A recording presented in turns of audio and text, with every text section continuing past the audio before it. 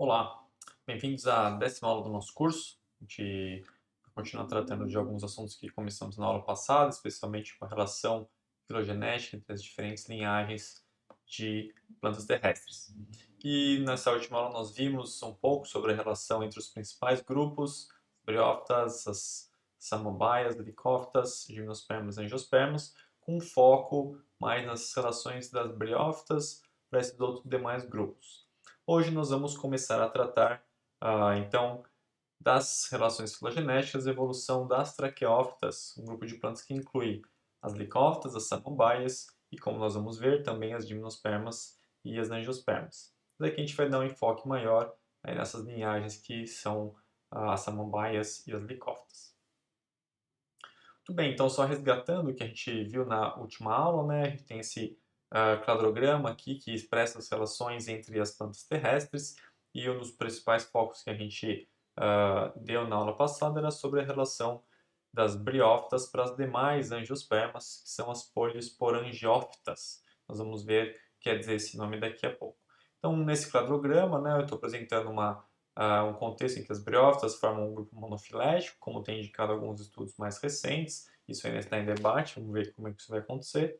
Mas já é bastante consenso que, independente de da posição das diferentes linhagens de briófitas em particular, alguma delas, ou as três em conjunto, vão ser grupo-irmão de uma linhagem que inclui todas as demais plantas terrestres, e que são as angiospermas, as gimnospermas, as samambaias e as licófitas. E essas quatro linhagens, esses quatro grupos, compõem as polisporangiófitas. Essas plantas têm esse nome porque elas apresentam esporófitos ramificados, né? Um esporófito que vai ser independente do gametófito, ao contrário do que acontece nas briófitas, e esse esporófito vai ter múltiplos esporângios, né? Então, elas são plantas que são esporangiadas. A gente vai ter esses esporófitos que têm vários esporângios, ao contrário do que a gente viu nas briófitas, em que o esporófito tem apenas um esporângio, que é a cápsula. Né? Então, a gente tem essas duas sinapomorfias, essas duas novidades evolutivas para esse grupo das polisporangiófitas, que são presentes nesses esporófitos ramificados. Aqui a gente tem um exemplo aqui em um licopódio, com essas plantas apresentando seus ramos se ramificando. A gente vai ver daqui a pouco os múltiplos esporângios que elas têm. Só para a gente entender como que acontece esse crescimento, essa ramificação do esporófito. Então, esses esporófitos eles têm um meristema apical, que é um tecido responsável pela formação das demais células do esporófito. Esse tecido ele funciona produzindo mais células e elas vão se acumulando no ápice dos ramos.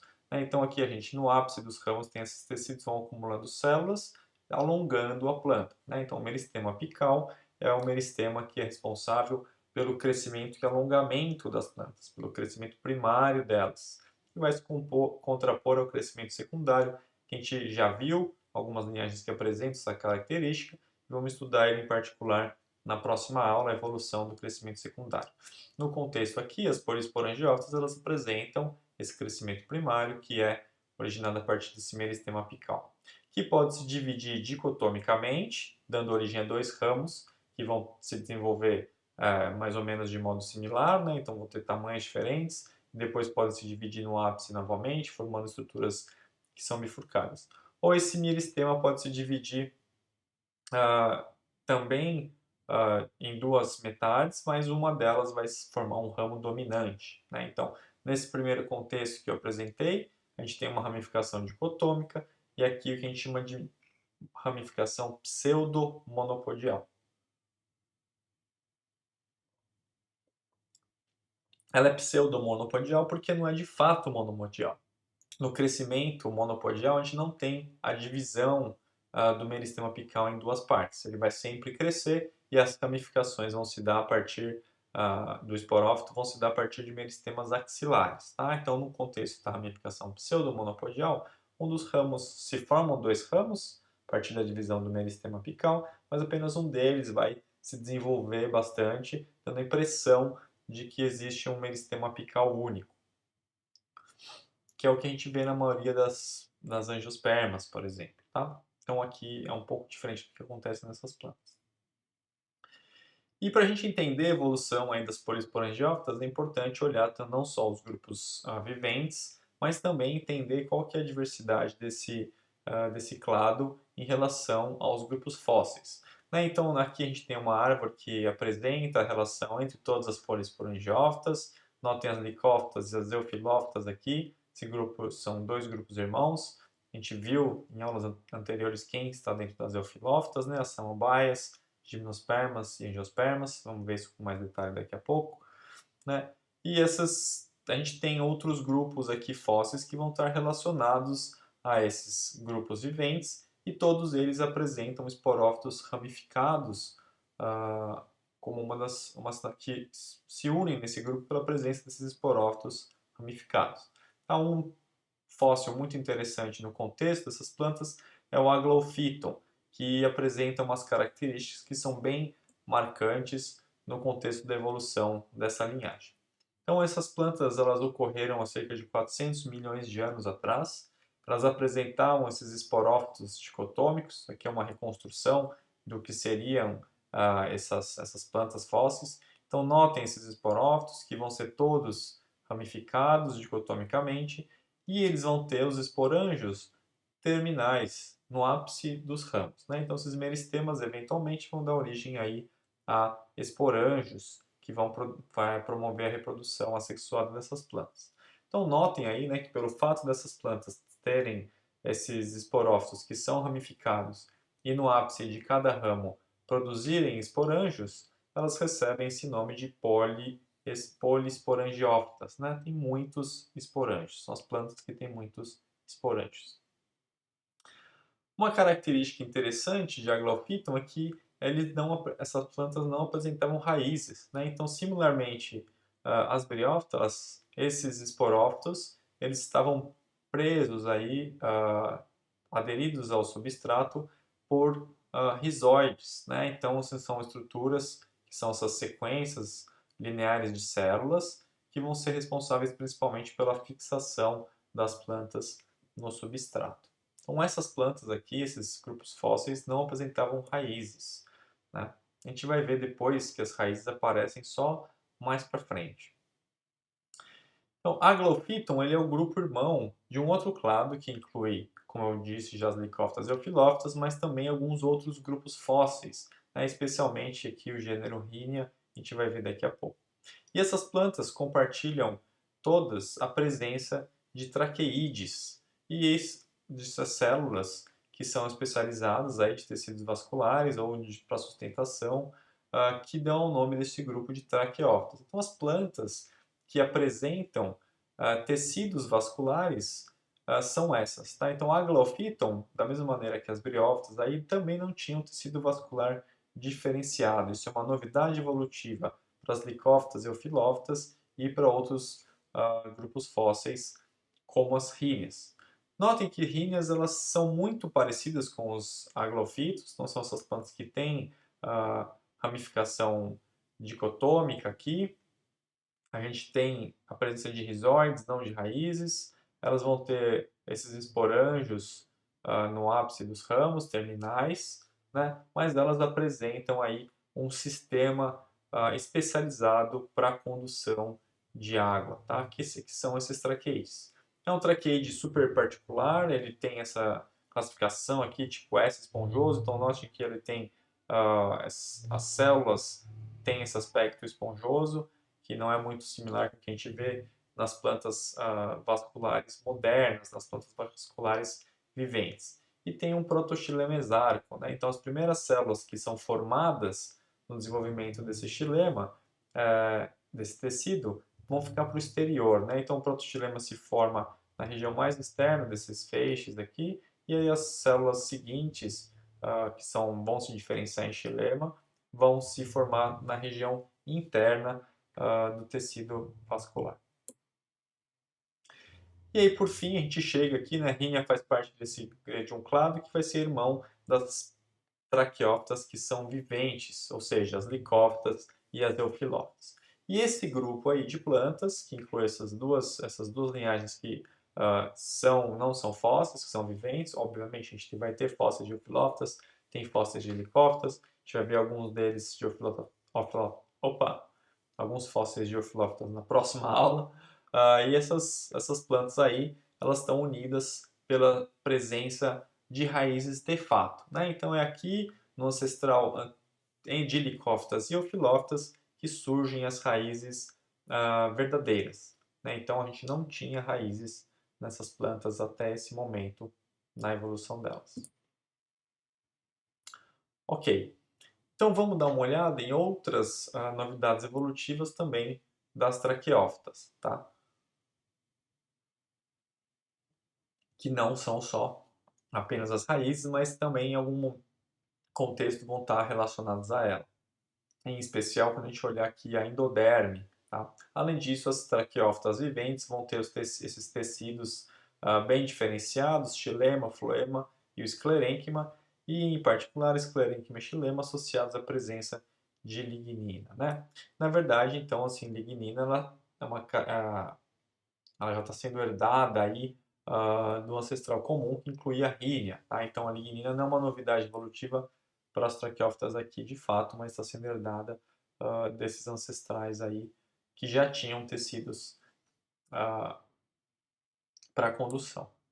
Então, essa substância, né, esse polímero de álcoois, né, que é principalmente acumulado nas paredes secundárias das células, e provê essas células maior resistência, maior impermeabilidade, como a gente já viu anteriormente e como vocês já viram em outras disciplinas. E as células que apresentam lignina nas suas paredes vão fazer parte principalmente de dois tecidos, do esclerênquima, que é esse tecido composto por fibras, né, principalmente organizadas em feixes. Então aqui a gente tem um exemplo de um corte transversal, que tem várias fibras organizadas num feixe, e essas fibras vão dar sustentação aos tecidos, sustentação à planta.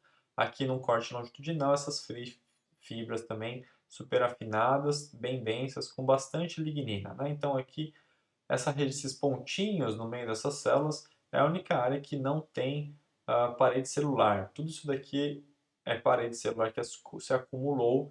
Então, o lumen da célula é só esse pequeno orifício. Né? Então, uma parede super espessa que foi secretada pela célula e com lignina depositada nela.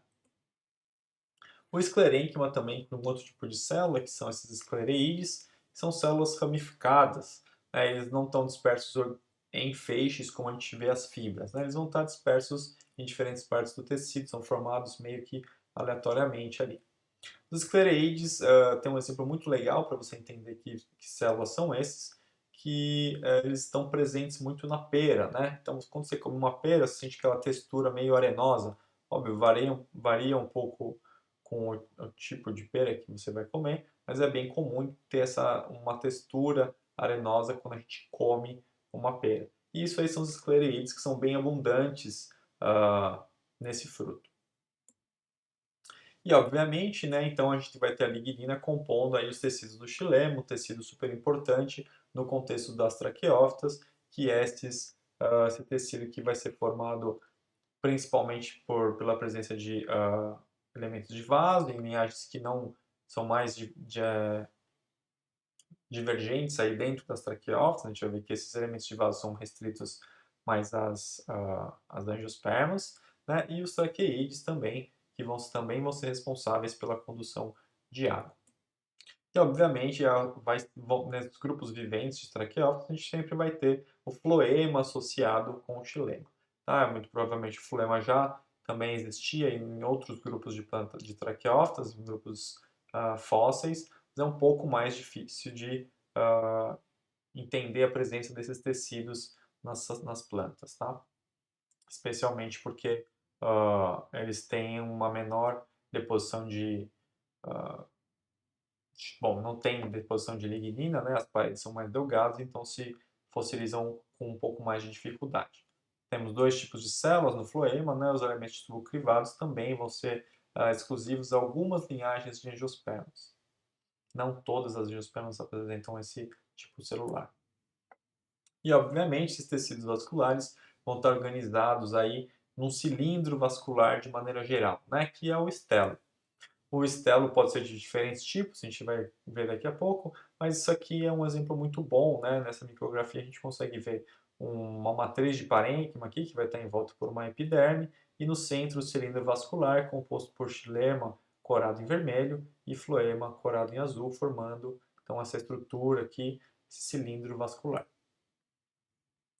Aquilo lá é um exemplo de um tipo de cilindro vascular que a gente chama de protostelo, ou seja, é um cilindro que ele é completamente preenchido por tecidos vasculares primários.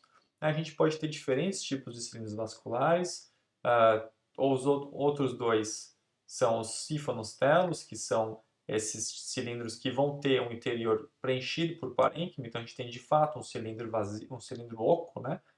Ele não é oco porque tem células dentro dele, células parenquimáticas, mas o centro dele não vai ser preenchido por células de condução. E dependendo da maneira como os traços foliares vão se partir desse cilindro vascular, a gente vai ter diferença entre um sifonostelo sem lacunas ou com lacunas, né? Então, nesses casos, quando o cilindro parte para as folhas, ele deixa essa lacuna no cilindro vascular. E por fim, a gente tem o eustelo, que a gente vai ver com mais detalhe na próxima aula, porque ele é típico aí de um grupo específico de plantas dentro das embriófitas. Que é quando a gente não tem a formação de um cilindro que é completo, né? Mas esse cilindro vai estar organizado em diferentes feixes que se organizam concentricamente. Outra característica das traqueófitas, como a gente já viu, é a presença de raízes, né, que são essas estruturas que vão ser responsáveis pela absorção e pela ancoragem das plantas. Esse aqui é um dos tipos de raízes, exemplificado aqui tem essa raiz de rabanete, se não me engano, um dos tipos de raízes que a gente tem nas traqueófitas. Tá? A gente vai ver, por exemplo, para as licófitas daqui a pouco, elas apresentam uma morfologia bem diferente do que essa raiz que a gente está vendo aqui. E dado que essas plantas têm raiz, elas têm também uma estrutura especializada que ocorre principalmente nas raízes, não só nelas, em alguns caules também, e alguns tipos de folha, por exemplo, as folhas de pinheiro, vão ter circundando o cilindro vascular uma camada de células aqui, uma fileira de células que vai compor um cilindro ao longo do corpo da planta, obviamente, que é a endoderme.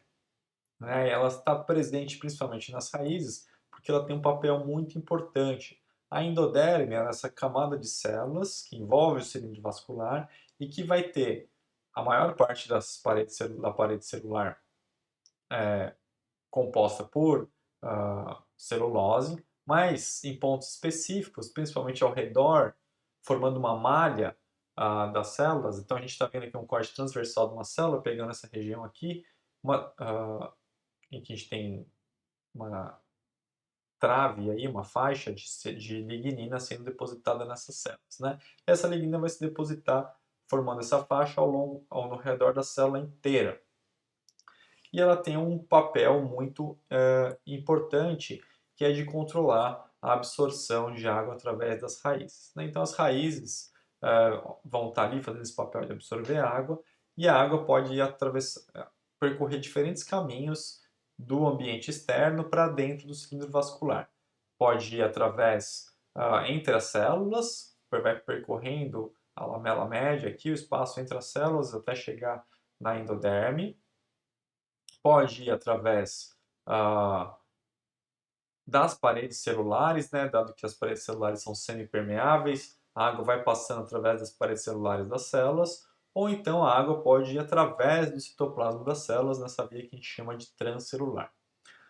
Só que devido à presença da estria de Caspar, o que ela faz? Ela impermeabiliza uma faixa da parede celular e liga uma célula a outra. Então, na endoderme, o único caminho possível para a água é através dessa rota transcelular, tá? Porque essa lignina vai exercer uma barreira que impede com que a água passe através da parede celular ou por entre as células.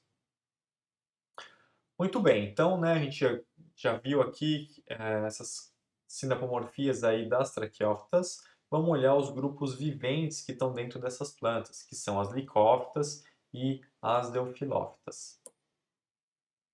As licófitas apresentam uma sinapomorfia, que é a presença de um esporângio dorsiventral. Além disso, elas têm também outras características, também novidades evolutivas aí, que são a presença de licofilos, que é um tipo especial de folha, raízes dicopodiais, um caule com protoxilema exarco, ou seja, com o protoxilema ficando externo ao metaxilema, e a raiz com o protoxilema endarco, então em que o protoxilema vai ficar interno ao metaxilema. E são essas características que unem aqui essas três linhagens dentro das licófitas, né? As Licopodiaceae, Selaginellacea e Zoetacea. Os esporângios dorsoventrais parecem dessa maneira. A gente já chegou a ver, se não me engano, aqui isso quando estava vendo as licófitas, né? Então vendo uma característica desse grupo que de fato é uma novidade evolutiva para elas, que une elas, é uma sinomorfia para as licófitas. Então eles são dorsoventrais porque eles têm uma orientação, né? Na base eles vão estar fixados na axila das folhas, né, como a gente está vendo aqui, e a abertura desses esporângios vai se dar no ápice. Então, o dorso ventral aí, essa organização desses esporângios, ele tem essa simetria diferente, tá? Eles não vão abrir por qualquer lugar, vai ser bem específica a maneira, a deiscência e o ponto de fixação dos esporângios.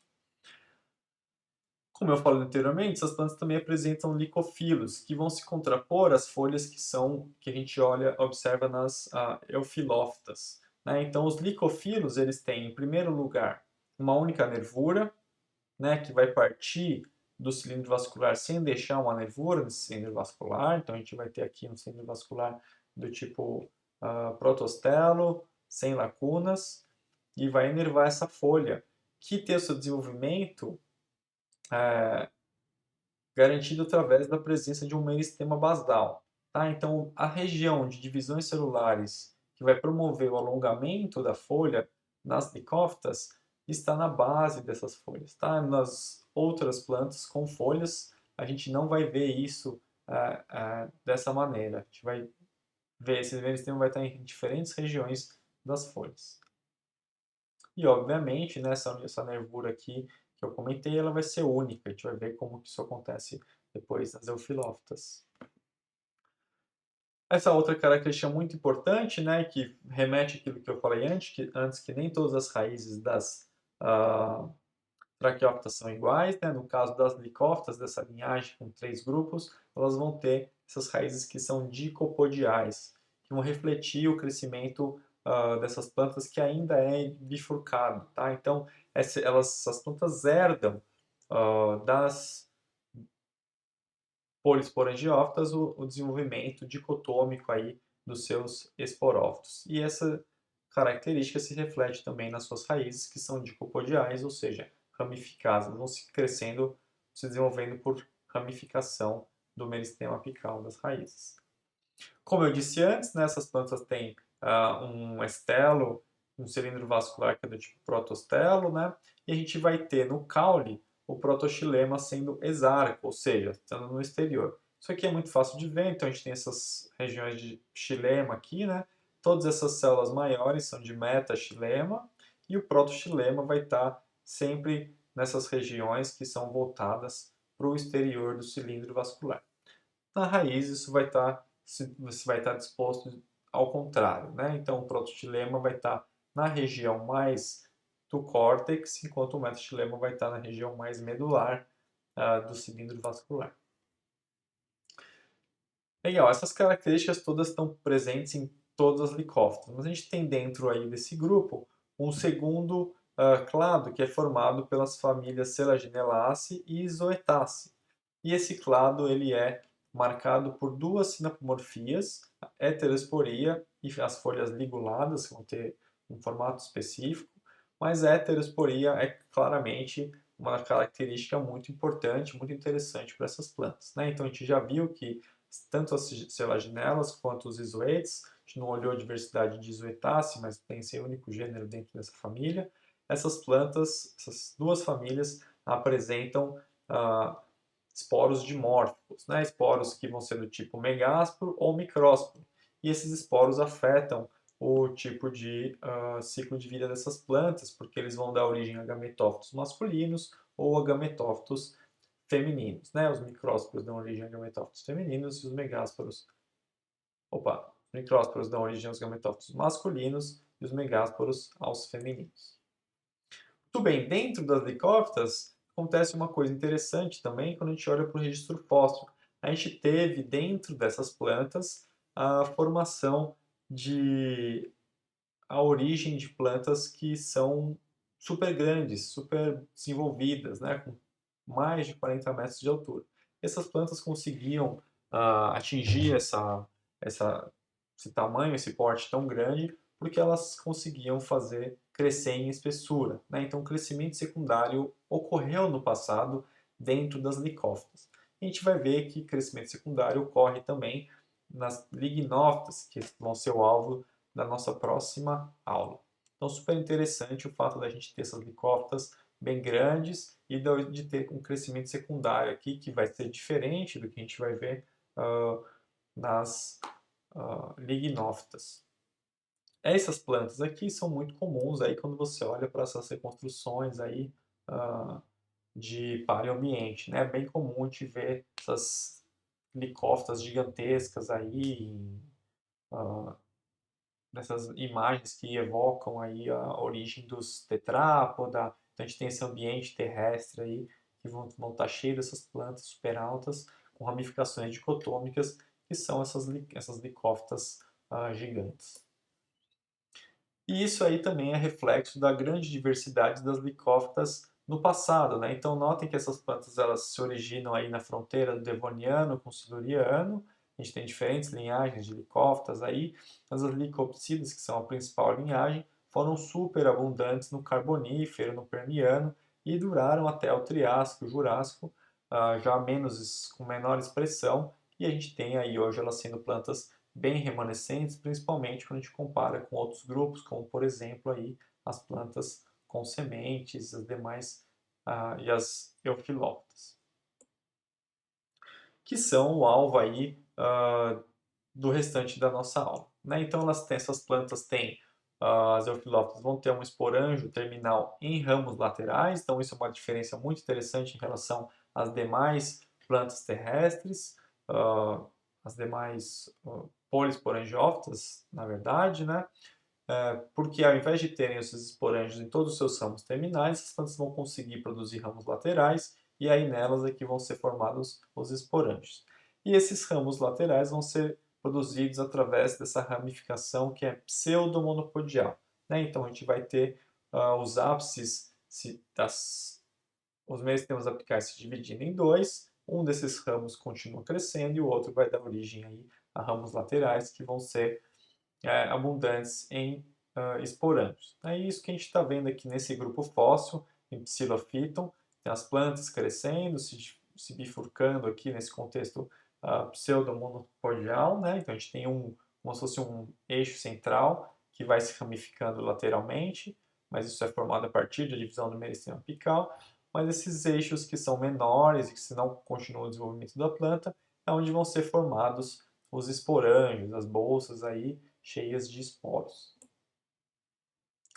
As eufilófitas, principalmente quando a gente olha para os grupos viventes, também tem algumas outras sinapomorfias, né? Em especial raiz monopodial, protoxilema mais arco, uma característica particular aqui no DNA do cloroplasto, e muito interessante a presença dos eufilos, que é o que dá nome a essas plantas, além de um xilema primário lobado, que a gente não vai olhar nesse momento.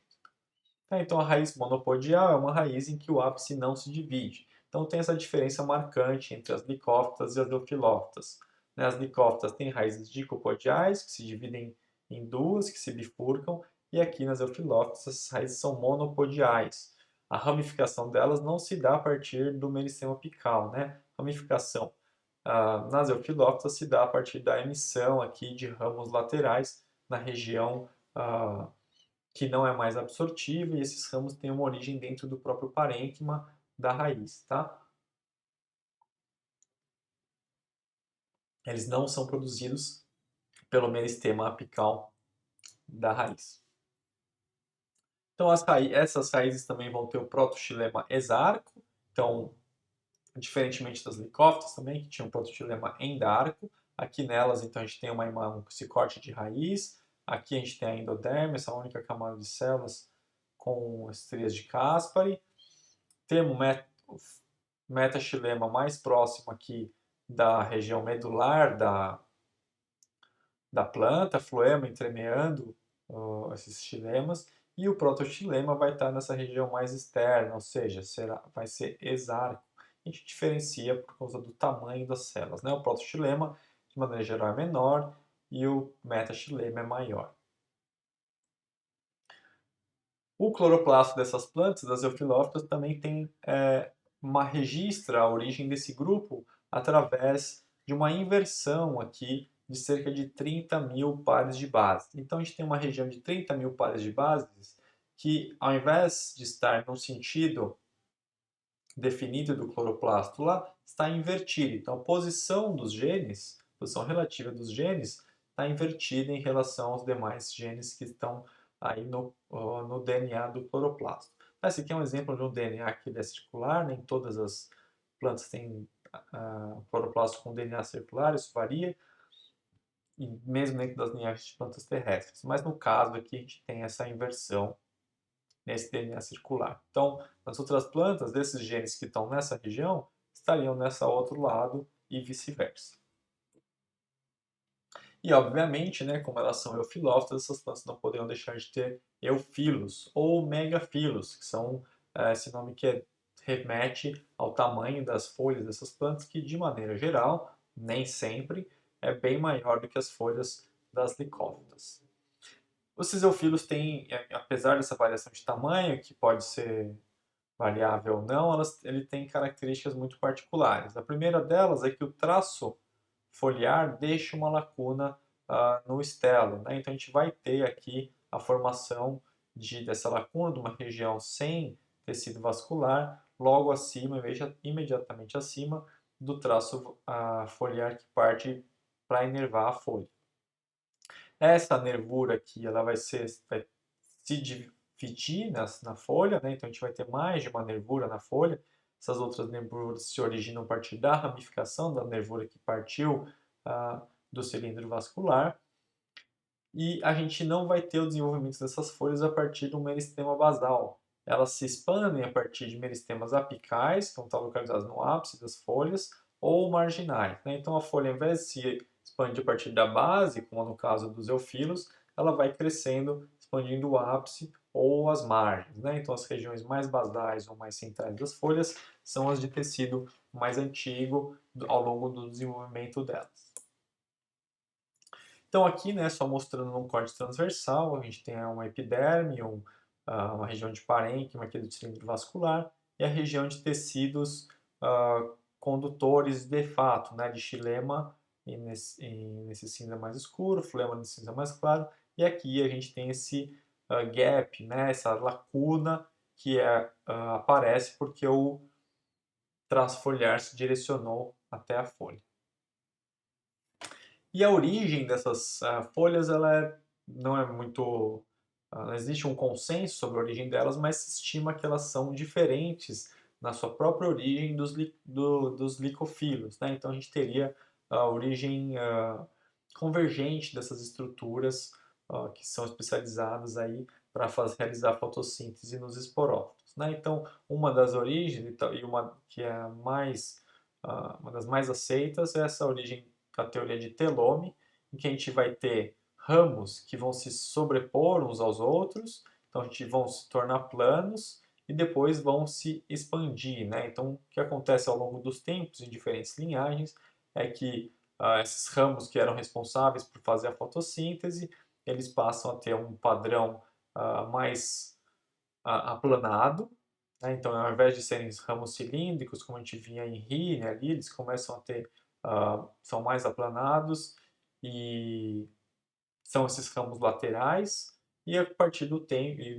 num outro determinado momento, esses ramos vão se expandir, formando aí essas estruturas que são laminares, né? Então, os ramos teriam dado origem a essas nervuras, por isso que elas são ramificadas nos eufilos, e a próprio tecido do limbo foliar seria a expansão desses ramos que acabaram dando origem a essas folhas.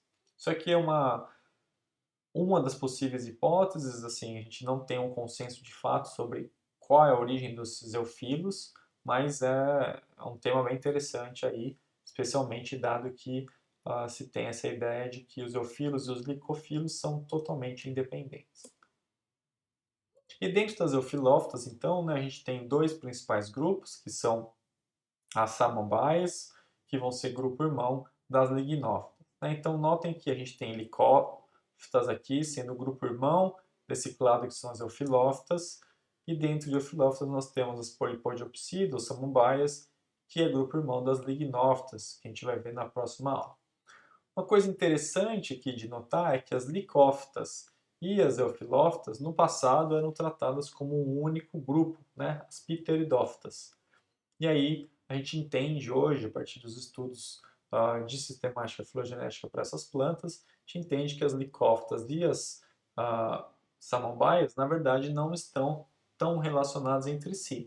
As samambaias, na verdade, são mais próximas de gimnospermas e angiospermas do que das licófitas que eram tratadas aí como samambaias também, né? Então, se utilizava o fato de que essas plantas não têm semente, que é uma característica das gimnospermas e das angiospermas, para incluí-las dentro de um grupo. Só que a ausência de sementes não é uma novidade evolutiva para elas, né? É só uma característica herdada de todas as plantas que não tinham sementes antes do surgimento da semente, né? Então, licófitas e as polipodiopsidas não formam um grupo monofilético. Por isso, a gente não tem, hoje em dia, mais esse grupo que era considerado, que tratava essas plantas juntos, que são as pteridófitas, né? A gente não usa mais esse termo, ele caiu em desuso, porque a gente sabe que ele não faz sentido dentro de um contexto evolutivo.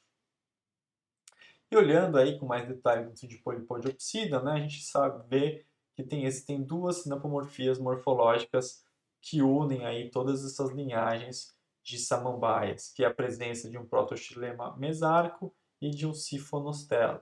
O sifonostelo, a gente já viu anteriormente, é esse cilindro vascular que vai apresentar uma medula composta por parênquima, né? Então aqui a gente tem um traço foliar também, é muito comum nos sifonostelos terem esse traço foliar, nem todos têm, alguns eles não vão, isso não vai acontecer, né? Mas eles podem estar divididos em diferentes grupos, tá? Então os sifonostelos eles podem ser ectoflóicos, ou seja, a gente vai ter xilema mais no interior do cilindro vascular e o floema mais para fora. A gente pode ter um contexto que a gente chama de anfiflóico, em que você tem floema circundando todo uma região de xilema, e a gente tem dictiostelos, em que esse cilindro vascular vai ser dividido aqui nesses feixes, e cada feixe de xilema vai estar envolvido por células floemáticas. Notem que essas regiões aqui não são regiões de lacunas foliares, né? A lacuna foliar é um pouco mais ampla, isso aqui são simplesmente quebras da continuidade do tecido vascular, principalmente do xilema, que depois vai estar sendo circundado por floema. E aí é muito comum aí nas samambaias, uma sinapomorfia para samambaias, a presença desse sifonostelo anfiflóico, né? Então aqui a gente vai ter tecido xilemático sendo circundado por tecido floemático. E uma segunda sinapomorfia, a presença do protoxilema mesarco, que é um protoxilema que vai estar envolto por células de metaxilema, né? Então aqui a gente tem um feixe vascular, tem células de protoxilema aqui e células de metaxilema envolvendo esse tecido. Dentro de polipodiopsida, a gente vai ter então essas quatro linhagens, a gente já viu isso quando olhou para a diversidade de samambaias, que são as Eczetídea, Ophioglosside, Maratiide e Polipodide. Todas elas compartilham essas novidades evolutivas daí, que são a presença de um sifonostelo e de um protoxilema mesarco. Vale a pena a gente só comentar aqui, né? Eu não adicionei um slide que traz uma relação um pouco mais atualizada dessas famílias, mas na verdade dessas subclasses aí, mas aqui a gente está vendo elas sendo tratadas num contexto em que a Esquizetidae Maratídea, Polipodide e Ophioglosside aparecem sem clareza nas suas relações.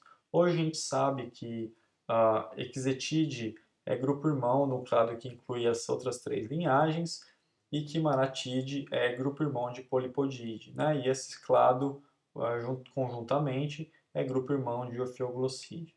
Mas é interessante notar que as diferentes características, diferentes novidades evolutivas para cada um desse grupo.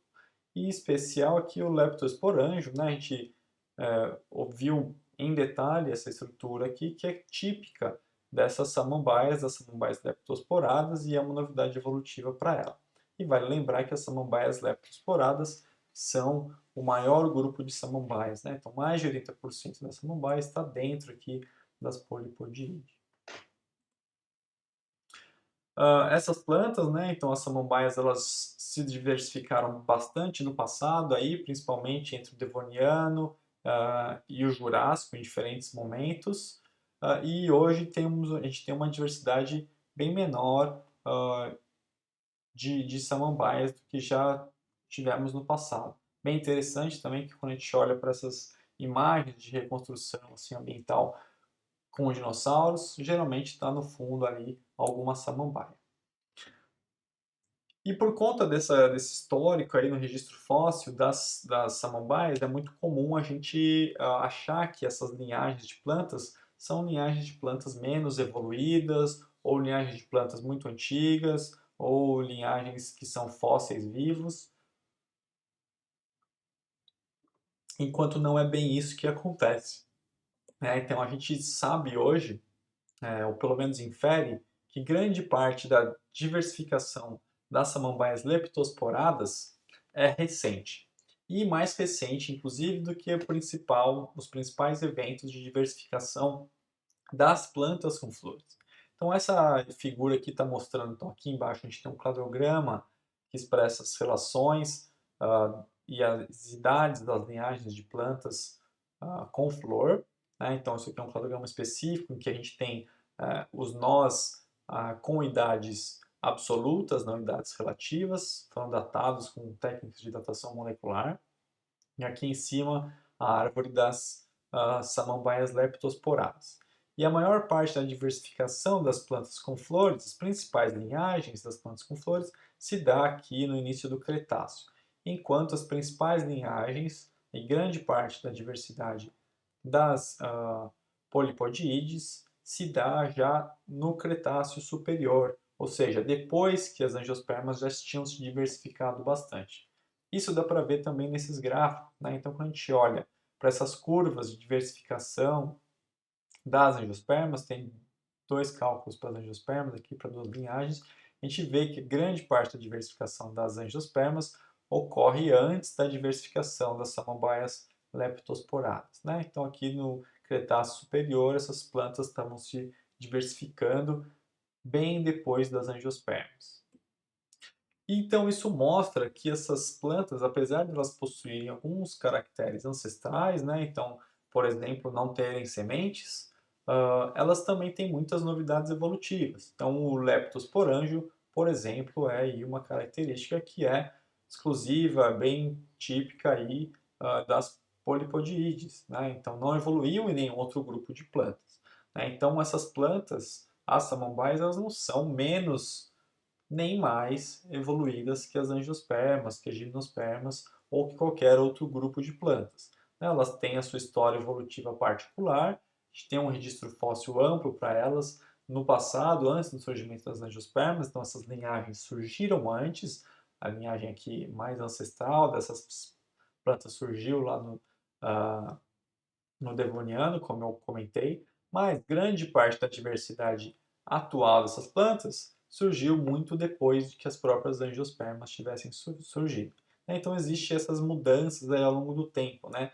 Todos os grupos de organismos que existem hoje, eles são igualmente evoluídos, né? A gente pode traçar a origem deles em diferentes pontos aí da evolução. Tudo bem, então era isso que eu tinha para falar com vocês hoje.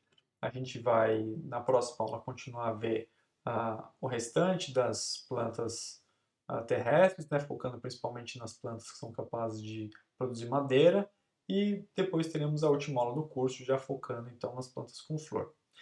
A gente vai ter aí 2 tintas para vocês fazerem, como sempre, e a gente se vê na próxima aula.